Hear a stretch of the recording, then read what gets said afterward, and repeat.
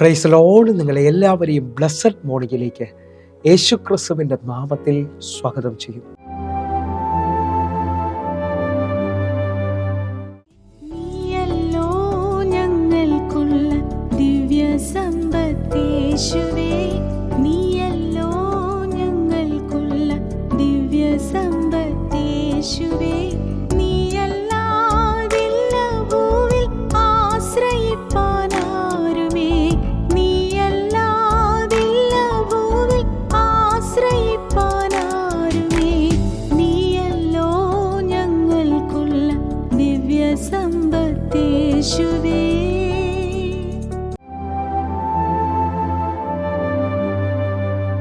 പ്രിയരെ, അനുഗ്രഹിക്കപ്പെട്ട ഒരു പ്രഭാതം കൂടെ നമ്മുടെ ജീവിതത്തിൽ അനുവദിച്ചു തന്ന വലിയവനായ ദൈവത്തെ നമുക്ക് ഒരുമിച്ച് ചേർന്ന് നന്ദി പറയാം. എത്ര പേർ പറയും, ഞാൻ നിന്നതല്ല, എൻ്റെ ദൈവം എന്നെ നിർത്തിയതാണ്. ഒന്നുകൂടെ പറഞ്ഞു കഴിഞ്ഞാൽ 2025 ഓഗസ്റ്റ് മാസം 22-ാം തീയതി വരെയും എന്നെയും എൻ്റെ കുടുംബത്തെയും കണ്ണിലെ കൃഷ്ണമണി പോലെ സൂക്ഷിക്കുകയും വിടുവിക്കുകയും ചെയ്ത വലിയവനായ ദൈവത്തിന് നന്ദി പറഞ്ഞുകൊണ്ട് ഈ പ്രഭാത ചിന്തയിലേക്ക് നമുക്ക് ഒരുമിച്ച് അടുത്തു വരാം. നിങ്ങൾ കുടുംബമായി ഭാരപ്പെടുന്ന വിഷയത്തിൽ യേശുവിനെ ക്ഷണിക്കുക, അത്ഭുതം നിശ്ചയം. പ്രിയരെ, പ്രാരംഭവാക്യത്തിലേക്ക് സങ്കീർത്തനം 127-ാം അധ്യായം അതിൻ്റെ 1-ാമത്തെ വാക്യം. യഹോവ വീട് പണിയാതിരുന്നാൽ പണിയുന്നവർ വൃഥാ അധ്വാനിക്കുന്നു. യഹോവ പട്ടണം കാക്കാതിരുന്നാൽ കാവൽക്കാർ വൃഥാ ജാഗരിക്കുന്നു. പ്രിയരെ, ഈ പ്രഭാതത്തിൽ ദൈവം നമ്മോട് ഇടപെട്ട അനുഗ്രഹിക്കപ്പെട്ട വചനത്തിനായി നമുക്ക് ഒരുമിച്ച് ചേർന്ന് ദൈവത്തിന് നന്ദി പറയാം.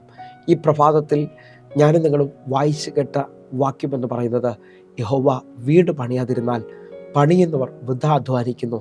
യഹോവ പട്ടണം കാക്കാതിരുന്നാൽ കാവൽക്കാർ വൃഥാ ജാഗരിക്കുന്നു.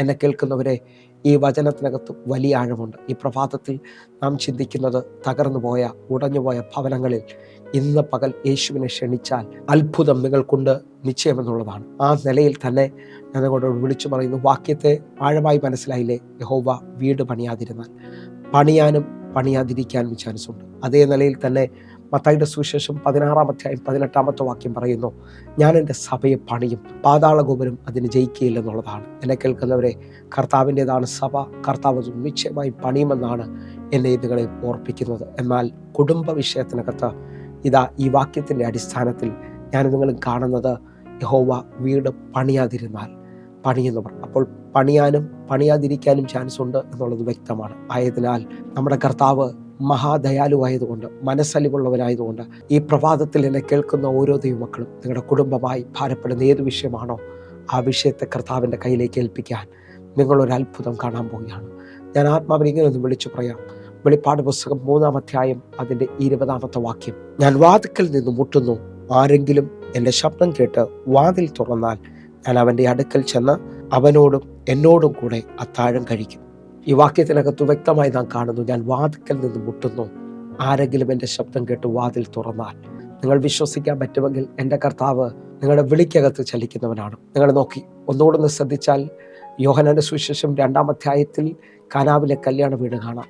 അതിനകത്ത് 2-ാമത്തെ വാക്യത്തിൽ യേശുവിനെ ശിഷ്യന്മാരെയും അവർ ക്ഷണിച്ചിരുന്നു. നിങ്ങൾ ശ്രദ്ധിച്ച്, ക്ഷണിക്കാത്ത വിരുന്നിൽ എൻ്റെ കർത്താവ് പോകത്തില്ല, ക്ഷണിക്കാത്ത ജീവിതങ്ങളിൽ എൻ്റെ കർത്താവ് പോകത്തില്ല. അതുകൊണ്ട് യോഹന്നാൻ 1:12 പറഞ്ഞു, അവൻ്റെ നാമത്തെ കൈക്കൊണ്ട് അവൻ്റെ നാമത്തിൽ വിശ്വസിക്കുന്ന ഏവർക്കും ദൈവമക്കളാകാൻ അവൻ അധികാരം തന്നിരിക്കുന്നു. നിങ്ങൾ വിശ്വസിക്കുന്നവരാണെങ്കിൽ ദൈവത്തെ കൈക്കൊള്ളുവാൻ, ദൈവത്തെ നിങ്ങളുടെ ജീവിതത്തിനകത്ത് ക്ഷണിക്കാൻ പറ്റുമെങ്കിൽ ഇന്ന് ഈ പ്രഭാതം മുതൽ ദൈവം ചിലതിനെ പണിയാൻ എഴുന്നേൽക്കുകയാണ്.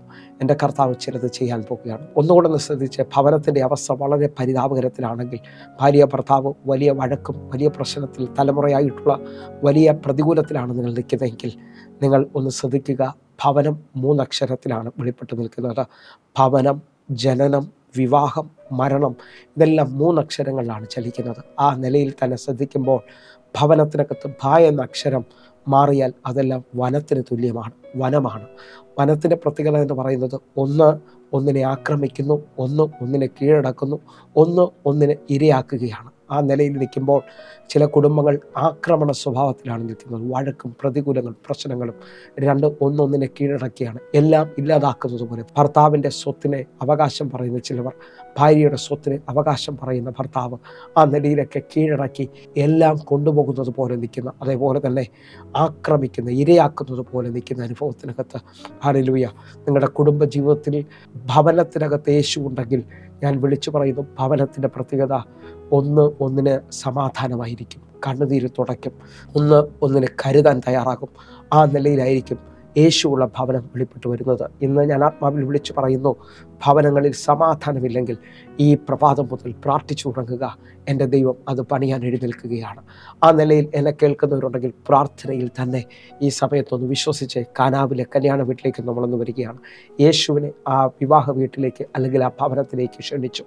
ലോകപ്രകാരം നോക്കിയാൽ ഇനി അവിടെ ഒന്നും നടക്കത്തില്ല, വീഞ്ഞ് തീർന്നു പോവുകയാണ്. ഇനി അത് നടക്കത്തില്ലെന്ന് പറയുമ്പോൾ യേശുവിനെ അവർ ഇൻവൈറ്റ് ചെയ്തിരുന്നു. അല്ലെങ്കിൽ യേശുവിനെ അമ്മ മറിയം ഇൻഫോം ചെയ്തു, ഇവിടെ വീഞ്ഞ് തീർന്നു പോയി എന്നുള്ളതാണ്. അറിയില്ല, നിങ്ങൾ ശ്രദ്ധിക്കാവോ? അതിനകത്ത് എൻ്റെ നാഴിക വന്നിട്ടില്ല എന്ന് പറയുമ്പോൾ മറിയ അവിടെ നിൽക്കുന്ന ബാല്യക്കാരോട് പറഞ്ഞു, ഇവൻ എന്തെങ്കിലും പറഞ്ഞാൽ നിങ്ങളത് ചെയ്യണം. യേശുവിനെ ആ വിഷയത്തിനകത്ത് ഇൻവോൾവ് ചെയ്യുകയാണ്. നിങ്ങൾ ആ വിഷയത്തെ തീർന്നു എന്ന് പറയുന്ന, അവസാനിച്ചെന്ന് പറയുന്ന നിങ്ങളുടെ വിഷയങ്ങളെ കർത്താവിൻ്റെ കയ്യിലേക്ക് ഏൽപ്പിക്കാൻ പറ്റുമെങ്കിൽ, കർത്താവിനെ ഇൻവോൾവ് ചെയ്യാൻ പറ്റുമെങ്കിൽ, ഞാൻ ആത്മാവിൽ വിളിച്ചു പറയുന്നു, എൻ്റെ കർത്താവ് അത് ഇൻസ്ട്രക്റ്റ് ചെയ്യാൻ തുടങ്ങും. ഹല്ലേലൂയ. നിങ്ങൾ ശ്രദ്ധിച്ചേ, 1 കർത്താവിനെ ഇൻവൈറ്റ് ചെയ്യുക, 2 ഇൻഫോം ചെയ്യുക, 3 ഇൻവോൾവ് ചെയ്യിക്കുക, 4 ഇൻസ്ട്രക്റ്റ് ചെയ്യാൻ തുടങ്ങും.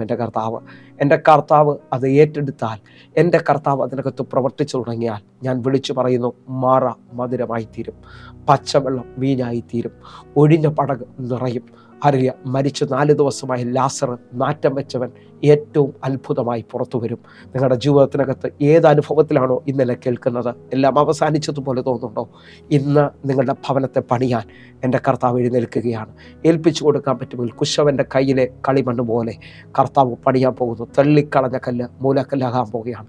കർത്താവിൻ്റെ ഭയങ്കര പ്രവൃത്തിയെ ഈ പ്രഭാതത്തിൽ സ്വീകരിക്കണം. ഞാനൊരു അത്ഭുതം പ്രതീക്ഷിക്കുകയാണ്. തമ്പുരാനെ, ഒരു മഹാ അത്ഭുതം ഇപ്പോൾ ഈ ജീവിതങ്ങളിൽ സംഭവിക്കണം. കണ്ണുകളൊന്ന് അടയ്ക്കാം, പ്രാർത്ഥിക്കാം. ഞങ്ങളെ സ്നേഹിക്കുന്ന ഞങ്ങളുടെ നല്ല കർത്താവെ, ഞങ്ങളുടെ ഭവനത്തിലേക്ക് അങ്ങ് ക്ഷണിക്കുന്നു. ഞങ്ങൾ ഭാരപ്പെടുന്ന എല്ലാ വിഷയത്തിനകത്ത്, ജോലിയാകാം, തലമുറ വിഷയമാകാം, കർത്താവെ കുടുംബ വിഷയമാകാം, കർത്താവെ ഞങ്ങളെ തകർക്കാൻ നോക്കുന്ന വിഷയത്തിനകത്ത് ഇന്ന് പണിയുന്ന ദൈവത്തിൻ്റെ കരം വെളിപ്പെടുകയാണ്. വലിയൊരു അത്ഭുതം ഞാൻ പ്രതീക്ഷിക്കുന്നു. ഇതൊരു വലിയ ടെസ്റ്റ് മണിയുടെ ദിവസമായി തീരട്ടെ. സ്വർഗം അത് ചെയ്തതിനായി നന്ദി. യേശുവിൻ നാമത്തിൽ പ്രാർത്ഥിക്കുന്നു. കേൾക്കണം പിതാവേ, ആമേൻ. പ്രിയരേ, ഈ പ്രഭാത സന്ദേശം നിങ്ങൾക്ക് അനുഗ്രഹമാകുന്നു എങ്കിൽ നമ്മുടെ യൂട്യൂബ് ചാനൽ സബ്സ്ക്രൈബ് ചെയ്യുകയും ഫേസ്ബുക്കിലേക്ക് നിങ്ങൾ ജോയിൻ ചെയ്യുകയും ചെയ്യണമെന്ന് ഓർപ്പിക്കുന്നു. അതേപോലെ തന്നെ എല്ലാ ദിവസവും വൈകിട്ട് ഇന്ത്യൻ സമയം 6 മണിക്ക് നമുക്ക് സൂമിൽ ആരാധനയുണ്ട്. നിങ്ങൾ കടന്നു വരണം. വലിയ ദൈവപ്രവൃത്തി പ്രതീക്ഷിക്കണം. കർത്താവ് നിങ്ങളെ അധികത്തിൽ മാനിക്കട്ടെ, അനുഗ്രഹിക്കട്ടെ. God bless you. ആമേൻ.